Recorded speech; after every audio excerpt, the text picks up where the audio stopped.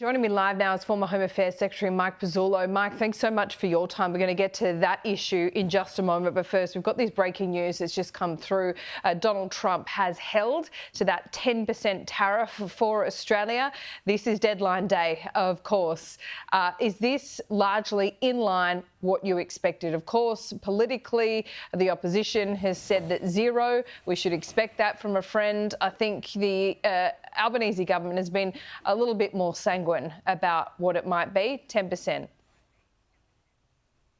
Good morning, Laura. Well, it seems to be set at the baseline. We'll have to look at the detail about whether there are any other more preferential levels given to anyone else. But if on first blush it looks like the 10% baseline has been applied to Australia, I think that vindicates the approach that we've taken, patient, just working at the issue. We've got different philosophies of how to handle policy in this area. The Australian government sees, as many other governments do, as a tariff as a tax on consumers. President Trump clearly doesn't have that view. He's got a different view. So I think in the circumstances, this is as good as we probably could have expected. We'll need to look at the detail and particularly to see if any other countries being given a more preferential arrangement, that is to say sub 10, but at first instance it doesn't look like it. Yeah, that's right. I agree with you there, Mike. This looks to be the best case scenario, but the comparison with other countries absolutely does matter. So yes, that is pending right now. Let's talk about Mike Burgess, because when Mike Burgess gives a speech like this, they are rare, but we always take notice. He has warned about the cost of foreign espionage and also spoken about AUKUS and AUKUS secrets in all of that. Yes, I thought it was a very interesting speech, particularly with the innovative use of a new approach to modelling. I've just read the headlines. I'm very much looking forward to looking at the report in technical detail and looking at the methodology. I congratulate both ASIO and their partners at the Institute of Criminology, who have developed what appears to be an innovative world-first model or approach for quantifying the cost of espionage. Quite a really interesting idea, and I commend Mike and his team for no doubt coming up with it. Let's put it in perspective. 12.5 billion in his speech. He says it's probably an underestimate, and there might be some methodology issues that attach to that. In a $2 trillion plus economy, you can take this view. It's a modest.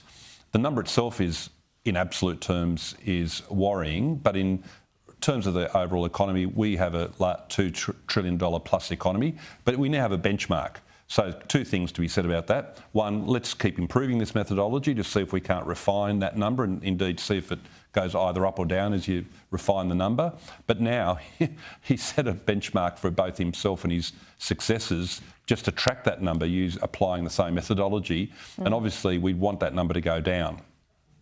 Yeah, we certainly do. Let's talk about AUKUS more generally as well here, because we know that this review is underway. We broke the news on this program earlier in the week that the Department of Defence had actually extended the timeline, let's say. They didn't expect to complete this view for a couple of months now.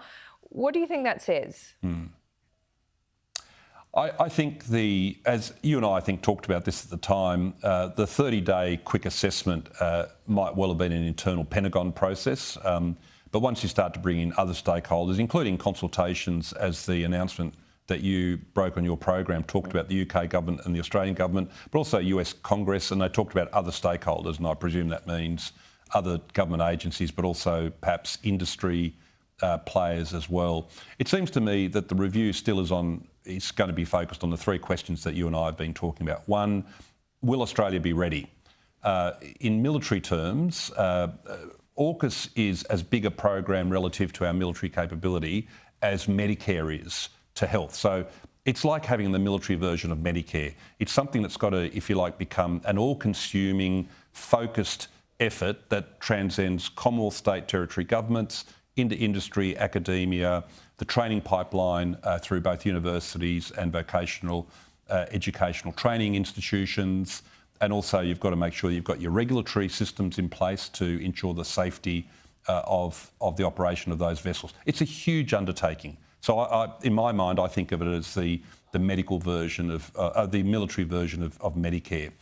the Americans want to assess that, because if we're not ready, or indeed, to go back to the earlier point, secrets spill out of all of those processes, to go back to Director General Burgess's point, then they'll put an X against that, or a question mark at least. So Australian readiness. Then there's American production.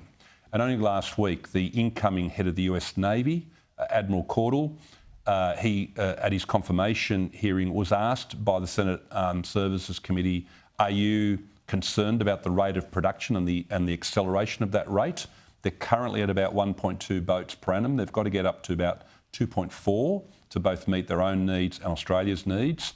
He said, look, we need to make more effort to transform the efficiency of the production process. He said a 10 or 20% lift in productivity will not cut it. We have to double the productivity. If he's saying that, we should be concerned, because he's going to be focused on what that means for their own stock, but obviously then becomes a question mark as to whether there's any available for us. Now, as you and I have talked about, the first one is not to be sold to us until 2032 anyway, so there's a lot of water to go under that bridge.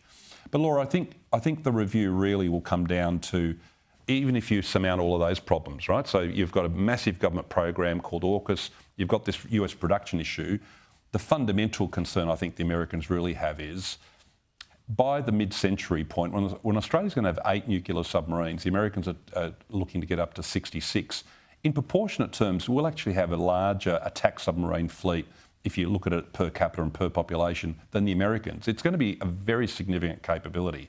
In their mind, are we putting all this investment in to create an autonomous, independent Australian capability that we'll never be able to jointly use, or are they willing to talk to us about that joint use? I think, as I've said on this program several times with you, I think that's really the concern they have.